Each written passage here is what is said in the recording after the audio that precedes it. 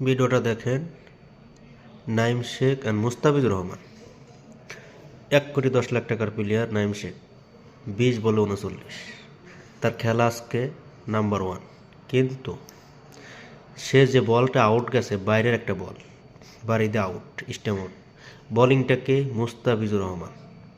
বুঝতে হবে নাইম শেখকে, মুস্তাফিজুর রহমান যখন বোলিং আসে তাকে কিভাবে ঠেকাইতে হবে। তিনি না ঠেকাইয়া তিনি বাইরের বল বাড়ি দিয়ে স্টেম ভাঙিয়ে শেষ। 1,10,00,000 টাকার প্লেয়ার নাইম শেখ, নাম্বার 1। তার জন্য কিন্তু ঠিক আছে, সে কিন্তু ভালো একটা ব্যাটিং করছে, 20 বলে 39 রান। কিন্তু মুস্তাফিজের বল সে মারতেই পারল না, লাস্টে স্টেম নিয়ে শেষ। চিন্তা করছেন নাইম শেখের ব্যাটিং কি?